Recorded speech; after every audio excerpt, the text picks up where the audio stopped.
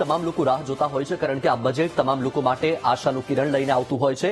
અને આજે બજેટની જાહેરાત થઈ ગઈ છે વર્ષ 2025ના બજેટની, જેમાં મધ્યમ વર્ગ માટે મોટી જાહેરાત કરવામાં આવી છે. તો નોકરિયાત વર્ગને પણ કેટલો ફાયદો થશે, સાથે નવો ટેક્સ સ્લેબ પણ જાહેર કરવામાં આવ્યો છે. ખેડૂતો માટે પણ કેટલીક મહત્વપૂર્ણ જાહેરાત કરવામાં આવી છે.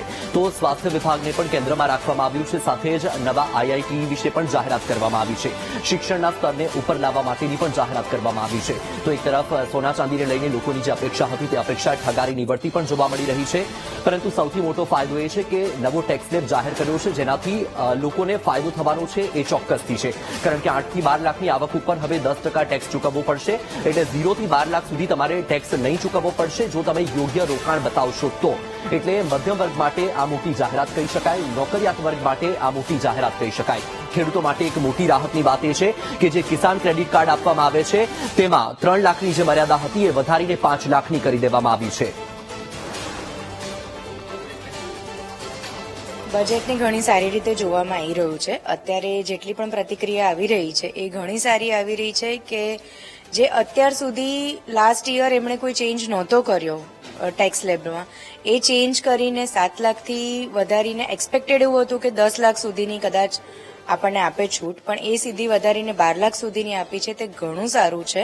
અને જે મિડલ ક્લાસ જે એમ્પ્લોયી હતા, એમ્પ્લોયમેન્ટમાં એ લોકો રાહ જોઈ રહ્યા હતા કે આપણે ક્યાંથી ટેક્સ આપણો સેવ કરી શકીએ છીએ અને કેવી રીતે આપણે ઇન્કમ આપણી વધારી શકીએ છીએ, તો એમાં આ એમનું ઘણું સારું પગલું છે, જેના લીધે ઘણા એમ્પ્લોયી કે જે બિલો લિમિટ આવી રહ્યા છે એ લોકો ઘણા ખુશ છે. અંકિતા દેસાઈ. હું ટેક્સ માટે મારો મંતવ્ય રજૂ કરીશ કે જો કોઈ સેલરાઇડ એમ્પ્લોય છે એની આવક 12,75,000 સુધીની છે તો એને કોઈ પણ ટેક્સ નહીં આવે. આ એક સરકારની એક બહુ સારું પગલું લેવામાં આવ્યું છે, જેનાથી લોકો જોડે પોતાના ખર્ચા કરવા માટે રૂપિયા એમની જોડે બચ્યા રહેશે. નહીતર પહેલા જે ટેક્સ સ્લેબ રેટ હતા એ પ્રમાણે લોકોને આટલી ઇન્કમ પર ખાસો એવો ટેક્સ પે કરવાનો થતો.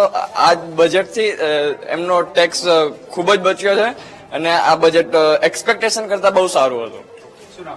શુભમ. નિર્મલા સીતારામ મેડમે બહુ સારું એવું બજેટમાં આપ્યું છે. ફર્સ્ટ તો એમણે જે સ્લેબ રેટ ડાયરેક્ટ એમણે 5 લાખ વધારી અને એ એક્સ્ટ્રા 75,000નું સ્ટાન્ડર્ડ ડિડક્શન પણ આપ્યું, એમ થઈને 12,75,000 સુધી નીલ ટેક્સ લાગે એ એમણે કરી દીધું. જે લોકો મિડલ ક્લાસ લોકો હતા કે જે લોકોને વિચારતા હતા કે ક્યાં ટેક્સ બચાવીએ, ક્યાં ઇન્વેસ્ટ કરીએ તો ટેક્સ બચશે, એ બધું જ કાઢી નાખ્યું ને ડાયરેક્ટ 12,75,000ની ઇન્કમ થાય ત્યાં સુધી નીલ ટેક્સ પેએબલ આવે છે. અને બીજું મહિલાઓ માટે પણ એ લોકોએ સારો એવો બેનિફિટ આપ્યો છે, બજેટ આપ્યું છે કે જે લોકો ગામડામાં રહે છે એ લોકો પણ ઉદ્યોગ કરી શકે છે કે એ લોકોને સારો એવો બેનિફિટ મળી શકે છે. એટલે મહિલાઓને પણ એ લોકોએ સારો એવો બેનિફિટ આપ્યો છે આ બજેટમાં. રિદ્ધિ શાહ.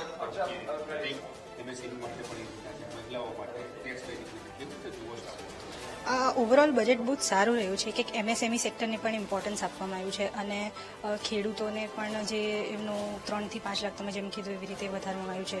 અને મહિલાઓ ઓન્ટરપ્રેન્યોર્સ હોય છે એ લોકોને 2 કરોડની લોન માટે આપવામાં આવી છે. એ બહુ જ ઘણું સારું છે. અને બીજી બાજુ એક ડાયરેક્ટ ટેક્સ રીતે આપણે જોવા જઈએ તો મિડલ ક્લાસ લોકો માટે બહુ ઘણું સારું છે કે સીધું તમને 12,75,000 સુધી તમને રાહત મળી છે કે ટેક્સ માટે. તો ઇન્કમ મિડલ ક્લાસ લોકો એમ્પ્લોયમેન્ટમાં ઇન્કમ કેવી રીતે વધારી શકે છે એ બહુ જ સારું પોઈન્ટ ઓફ વ્યૂ છે. અને બીજું TDS છે, TCS છે, એના માટે એમાં પણ ઘણા ચેન્જીસ છે. એમાં પણ રેટ્સમાં અને એમાં લિમિટ્સમાં વધારવામાં આવ્યું છે, રેટ્સ ઓછા કરવામાં આવ્યું છે. તો એ બહુ જ ઘણું સારું છે.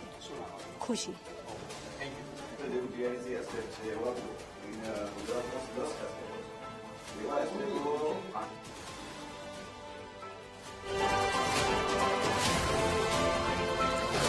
તો બજેટમાં કેટલીક મોટી જાહેરાતો કરવામાં આવી છે, જેમાં 12 મોટી જાહેરાતો પર નજર કરીએ તો વરિષ્ઠ નાગરિકો માટે TDS મર્યાદા 50,000 રૂપિયાથી વધારીને 1 લાખ રૂપિયા કરવામાં આવી.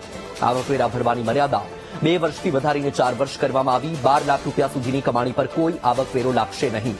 નવું આવકવેરા બિલ આવતા અઠવાડિયે લાવવામાં આવશે. આ ડાયરેક્ટ ટેક્સ રિફોર્મ્સ પછીથી સમજાવવામાં આવશે. છેલ્લા 4 વર્ષના આઈટી રિટર્ન એક સાથે ભરવામાં આવશે. કેન્સરની દવાઓ સસ્તી થશે. આગામી 6 વર્ષ સુધી દાળ અને તુવેર જેવા કઠોળનું ઉત્પાદન વધારવા પર ધ્યાન કેન્દ્રિત થશે. કિસાન ક્રેડિટ કાર્ડ પર લોનની મર્યાદા 3 લાખ રૂપિયાથી વધારીને 5 લાખ રૂપિયા થશે.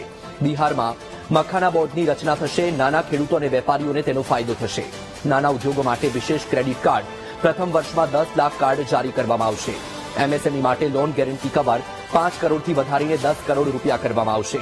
સ્ટાર્ટઅપ માટે લોન. નાના અને મધ્યમ જે ઉદ્યોગો જે ચલાવી રહ્યા છે એમની સાથે આપણે વાત કરીએ, શું કહી રહ્યા છે આ ઉદ્યોગકારો આજના બજેટને લઈને. હિમાંશુભાઈ, શું કહો છો? આજનું બજેટ આવ્યું, એમએસએમઈ ને તો ખાસ કરીને લોનમાં વધારો કર્યો એવી જાહેરાત છે. કઈ આશા અપેક્ષા હતી? કેવી રીતનું આ બજેટ છે?